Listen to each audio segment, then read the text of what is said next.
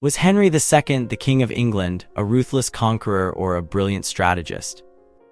Did Thomas Becket, the Archbishop of Canterbury, truly embody piety, or was he a cunning political player? And could a seemingly impossible siege, culminating in a dramatic betrayal, truly define a king's legacy? Let's dive into the tangled web of power, ambition, and unexpected turns that shaped the tumultuous reign of Henry II and the extraordinary life of Thomas Becket. June 1159, Toulouse. The air hung thick with the smell of sweat, wood smoke, and impending doom. A colossal army, a shimmering, terrifying wave of steel and leather, surged against the formidable walls of the city. At its head, a figure emerged: Thomas Becket, Chancellor of England and, remarkably, Archdeacon of Canterbury. But this wasn't the gentle cleric of legend. This Becket was clad in gleaming helmet and hauberk, a warrior king in miniature, commanding a force rumored to number 700 knights, a number almost certainly inflated, yet undeniably substantial. Imagine the spectacle: a man accustomed to the hushed halls of the church, suddenly leading a military charge, a beacon of polished armor against the gray stone of the besieged city. Henry II, the King of England, wasn't simply seeking territory, he was building an empire. He'd spent the previous years, 1149 to 1154, consolidating his holdings across France, swallowing up duchies and earldoms with alarming efficiency. But the spoils of war weren't enough. He craved recognition, a declaration of his authority that echoed across Europe. Toulouse, a strategically vital city nestled within the Duchy of Aquitaine, was the final, audacious step in his grand design, a statement that he wasn't merely a king and a duke, but something more, an emperor perhaps. The siege itself was a brutal ballet of attrition. Siege engines hurled rocks and boiling oil against the walls, while archers rained down a deadly hail of arrows. The defenders, bolstered by the staunch loyalty of Eleanor of Aquitaine, a woman whose claim to the city was as tenuous as a summer breeze, fought with desperate ferocity. Eleanor, a queen once known for her own political maneuvering, was a formidable opponent, a shadow clinging to the city's defenses. She'd faced a previous invasion by Louis VII of France in 1141, a humiliating defeat that only fueled Henry's determination. This wasn't a polite diplomatic negotiation, it was a clash of wills, a contest of power played out on the scorched earth of southern France. But here's the truly bizarre detail: Henry's army, a force that reportedly numbered upwards of 10,000 men, couldn't breach the city's defenses.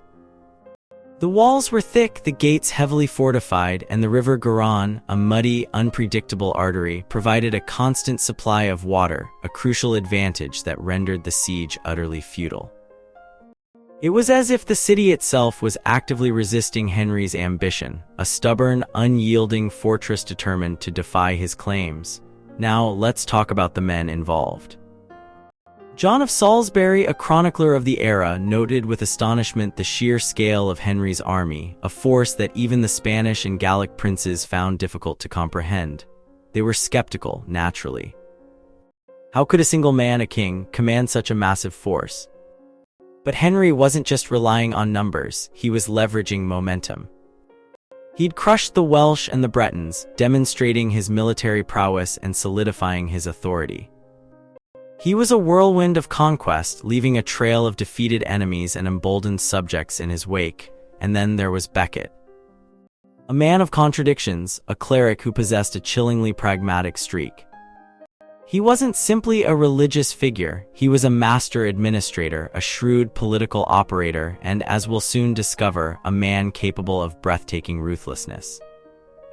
He'd risen through the ranks of the church with astonishing speed, earning the trust and admiration of Henry II, who recognized his talent and appointed him chancellor, a position of immense power and influence.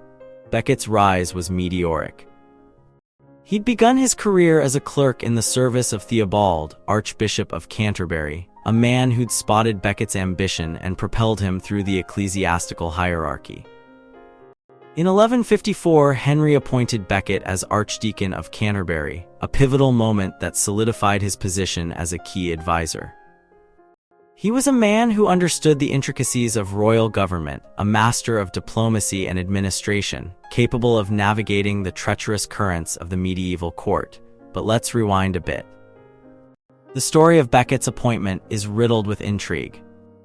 Theobald, the previous archbishop, had vehemently opposed Becket's elevation, viewing him as a dangerously ambitious secular figure.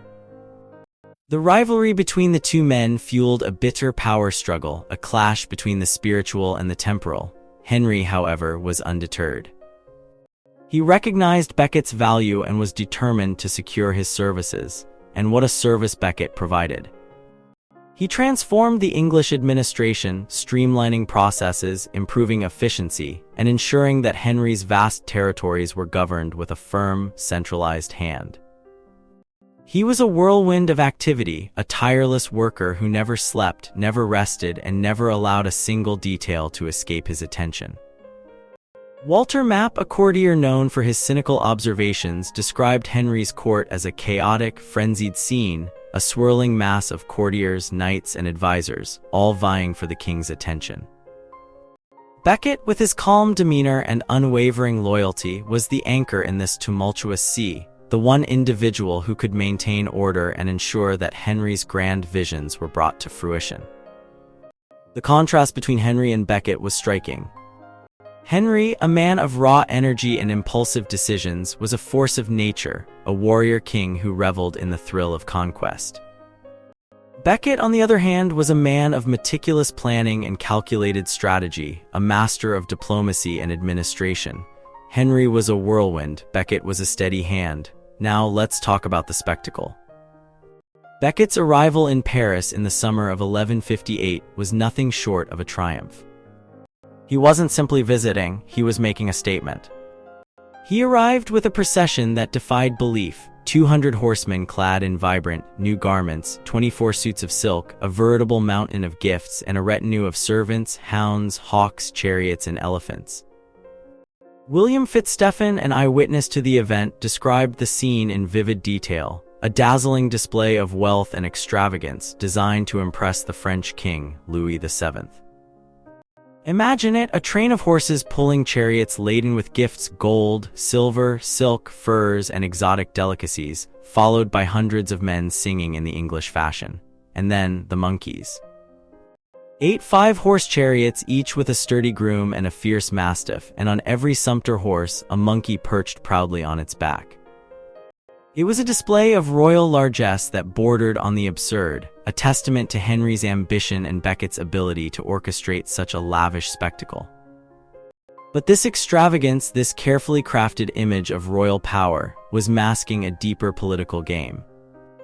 Becket was in Paris to negotiate the betrothal of Henry's 3-year-old son to Louis's baby daughter, a strategic alliance designed to secure the Vexin, a disputed border region between England and France. It was a delicate negotiation, fraught with tension and mistrust. Henry and Louis were rivals, their ambitions clashing over territory and influence. The betrothal ceremony itself was a lavish affair, a symbol of the burgeoning alliance between the two royal houses. Becket, radiating solemn magnificence, presided over the event, overseeing the exchange of rings and the signing of the agreement.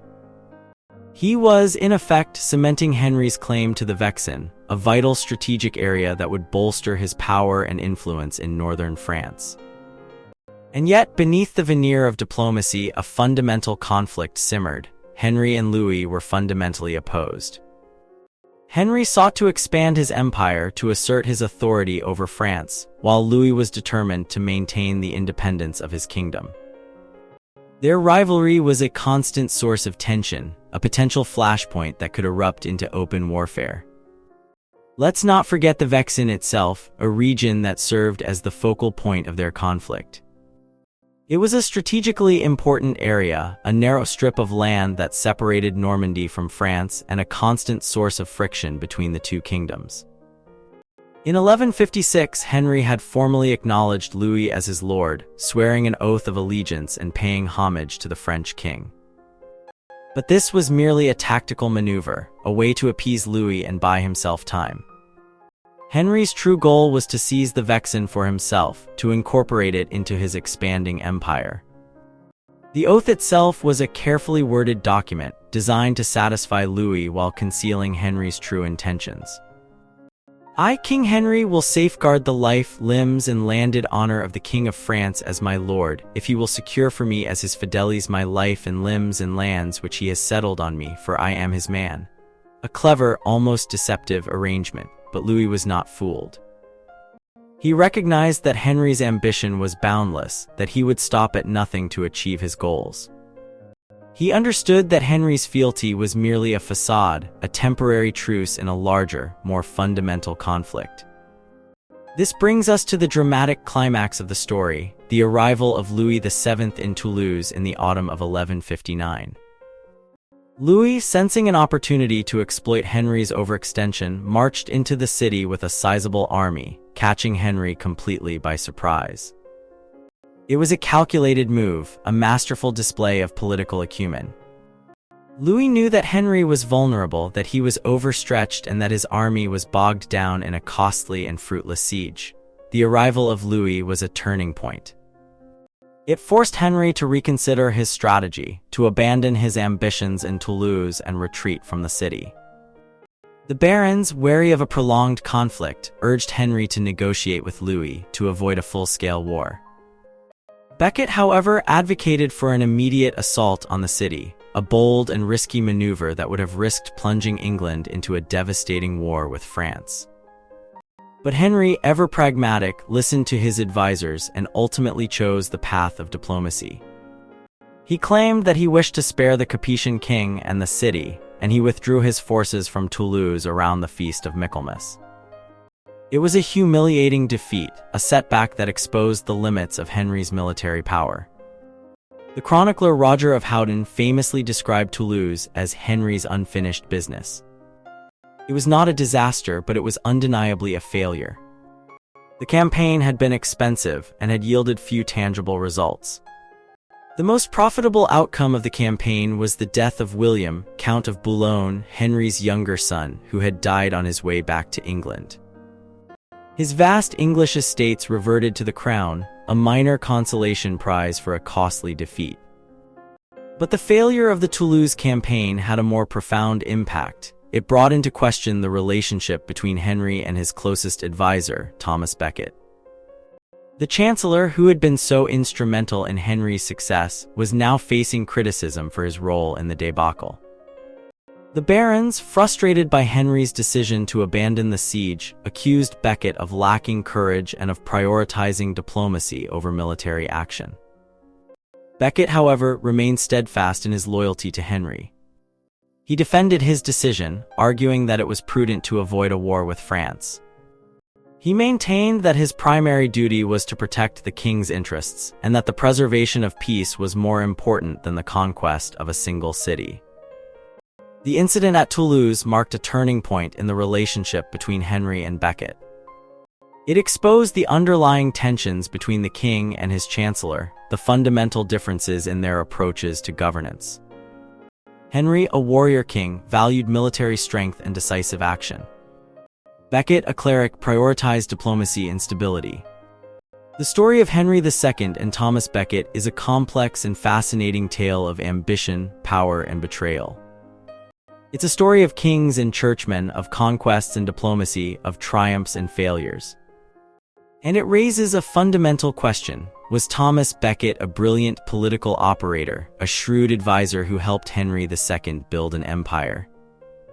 Or was he a ruthless opportunist, a man who used his position to advance his own ambitions at the expense of his king?